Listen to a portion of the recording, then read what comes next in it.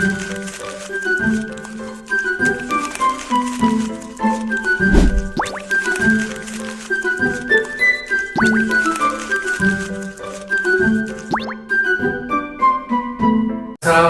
warahmatullahi wabarakatuh. Perkenalkan, nama saya Dimas Satya Toko Langit, NPM 2042300081 dari Prodi Pendidikan Guru Sekolah Dasar dari kelas 5C. Nah, di sini saya akan menjelaskan materi tentang pendekatan saintifik, pendekatan project based learning dan pendekatan deep learning.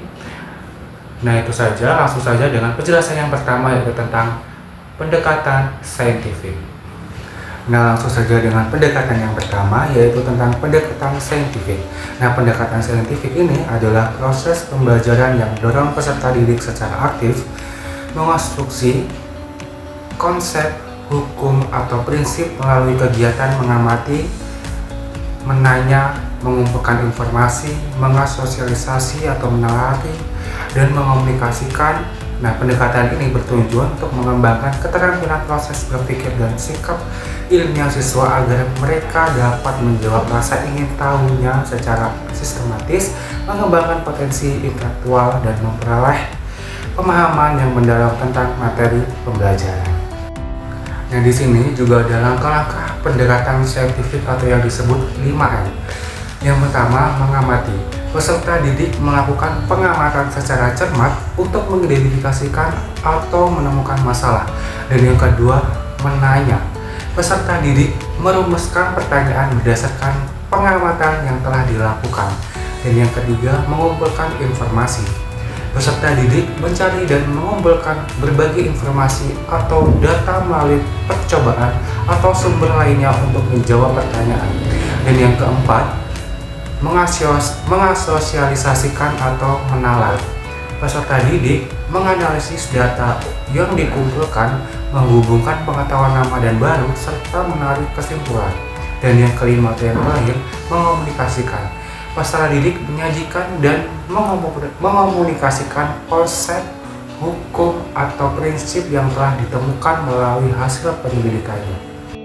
Nah, tujuan utama pendekatan saintifik yang pertama itu meningkatkan kemampuan berpikir kritis dan sistematis siswa. Dan yang kedua, mengembangkan rasa ingin tahu dan kemandirian belajar siswa. Dan yang ketiga, membantu siswa mengonstruksi pengetahuannya sendiri secara aktif. Dan yang keempat, mengembangkan karakter siswa sesuai dengan kaidah ilmiah. Nah, di sini juga ada kelebihan pendekatan saintifik. Yang pertama itu meningkatkan kekreatifan siswa. Nah, siswa ini menjadi subjek aktif dalam mempelajari karena mendorong mereka untuk menyelidiki, menemukan, dan mengarahkan belajar sendiri. Dan yang kedua, mengembangkan keterampilan kognitif. Nah, melatih siswa untuk berpikir kritis, analitis, dan memecahkan masalah melalui langkah-langkah ilmiah yang sistematis.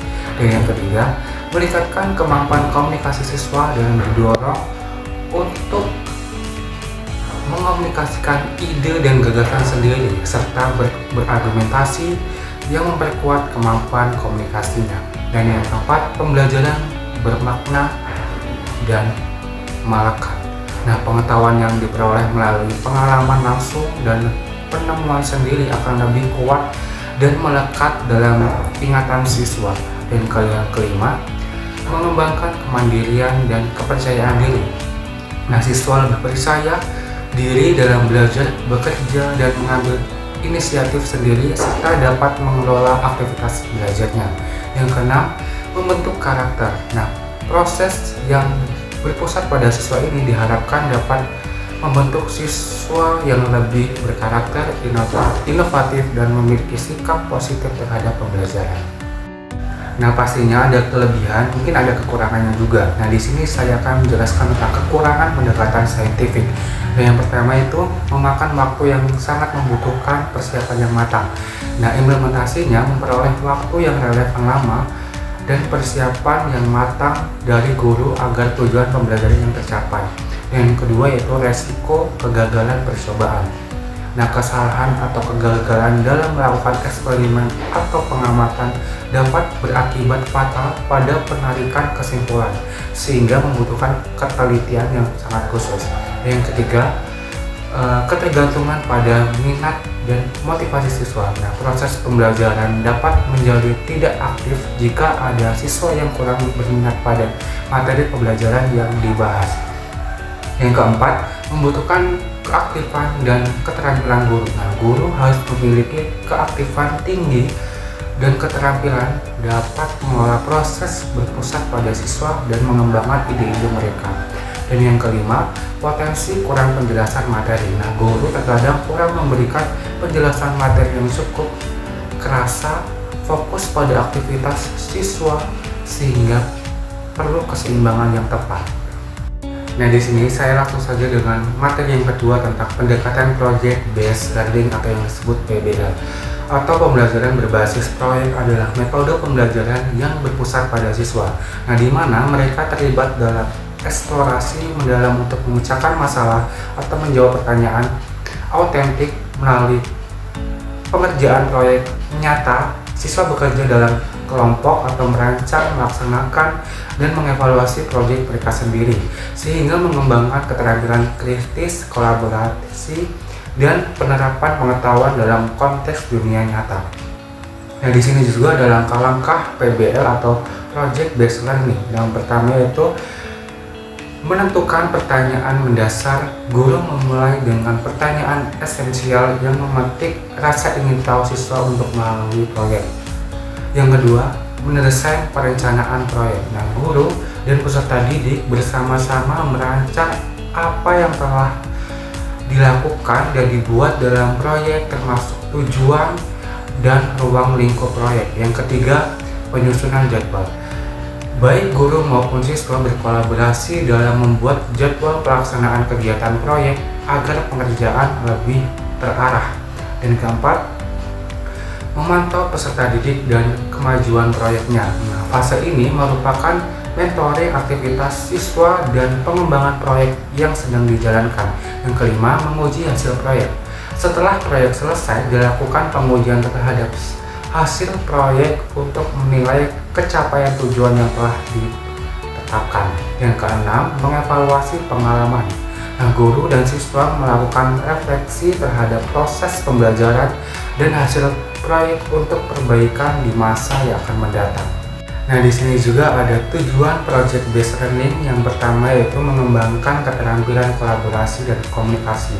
Nah, dalam PJBL, siswa bekerja dalam tim untuk menyelesaikan proyek yang mengharuskan mereka untuk berkomunikasi secara efektif, berbagi ide, mendengarkan orang lain, dan berkolaborasi untuk mencapai tujuan bersama. Yang kedua yaitu melatih kreativitas dan inovasi. Nah, proyek-proyek dalam PJBL mendorong siswa untuk berpikir kreatif, menemukan solusi-solusi baru, dan mengembangkan ide-ide inovatif untuk menjawab tantangan yang diberikan. Yang ketiga, mengembangkan kemampuan pemecahan masalah atau nyata. Nah, melalui PJBL ini, siswa dihadapkan pada masalah-masalah otentik yang relevan dengan di dunia nyata, sehingga mereka dapat belajar mengidentifikasi masalah, mencari informasi, dan menerapkan solusi secara praktis. Dan yang keempat, menghasilkan produk relevan dan bermanfaat. Nah, salah satu fokus utama PJBL adalah menghasilkan sebuah produk akhir yang merupakan hasil dari kerja proyek tersebut, seperti model karya tulis, prestasi, dan inovasi lainnya yang memiliki nilai dan manfaat nyata. Dan di sini juga ada kelebihan PJBL atau Project Based Learning. Yang pertama itu siswa lebih aktif dan mandiri. Nah, siswa ini tersebut secara langsung dalam proses belajar, bukan hanya sebagai penerima informasi pasif yang mendorong kemandirian mereka dalam belajar. Yang kedua, pembelajaran lebih konseptual. Nah, materi pembelajaran dikaitkan dengan pengalaman nyata siswa sehingga mereka dapat memahami relevansi penerapannya dalam kehidupan sehari-hari.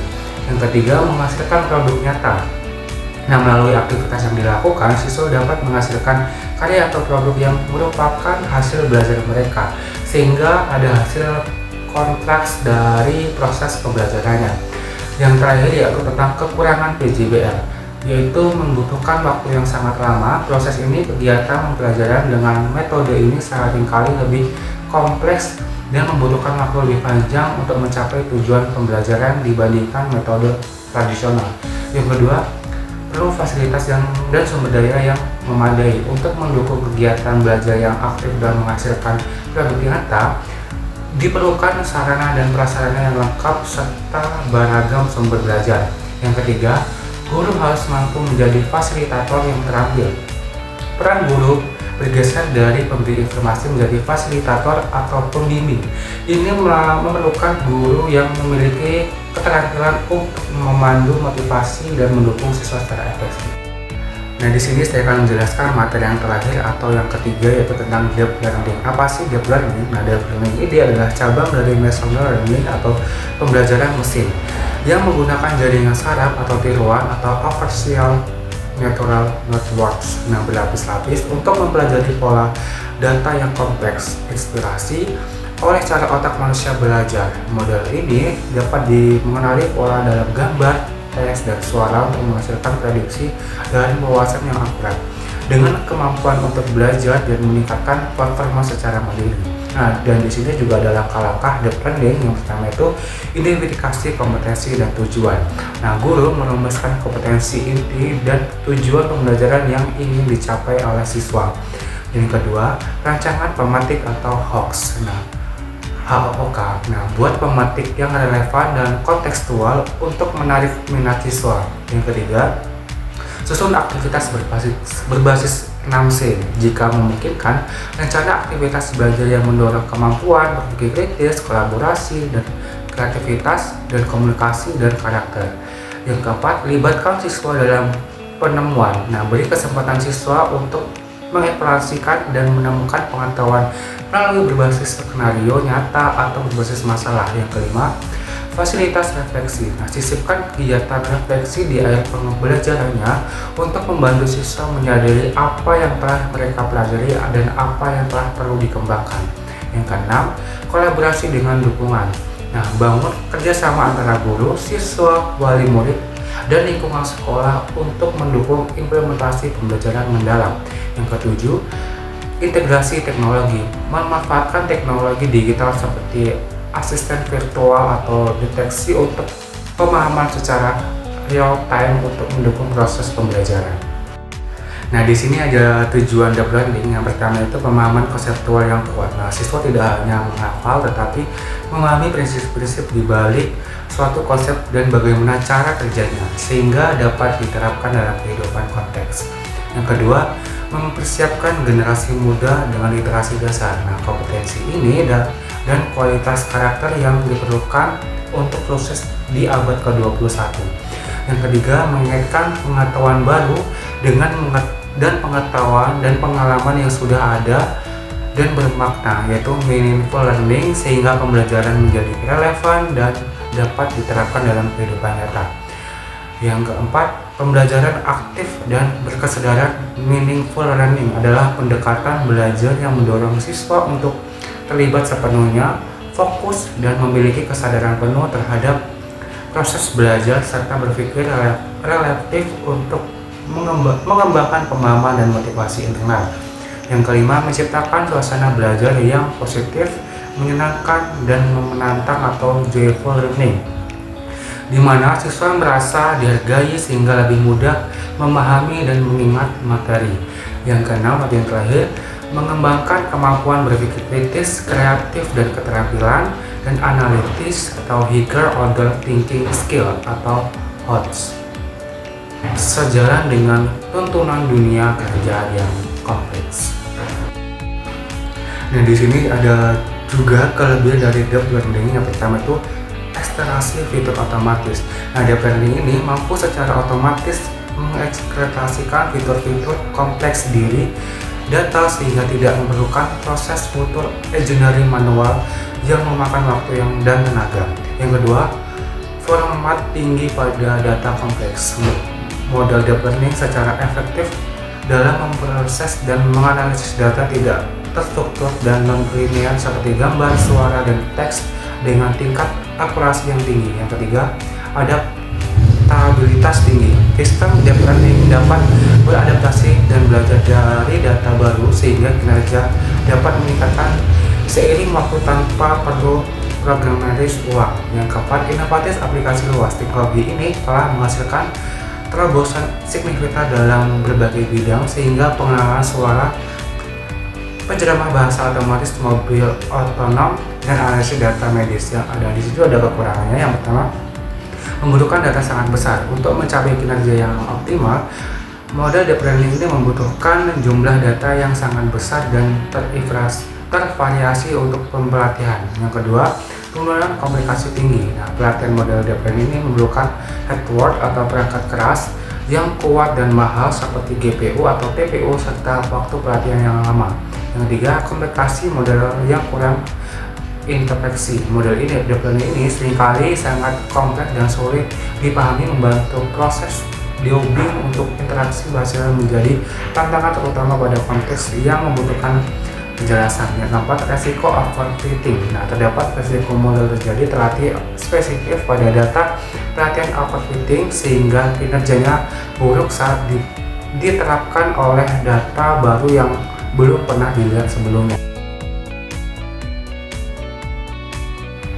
Nah, mungkin itu saja penjelasan singkat atau ringkasan tentang pendekatan saintifik, pendekatan project based learning, dan pendekatan deep learning. Mungkin itu saja yang bisa saya sampaikan tentang materi ini. Apabila ada kesalahan kata atau materi yang saya ucapkan dalam video ini, saya mohon maaf. Wassalamualaikum warahmatullahi wabarakatuh.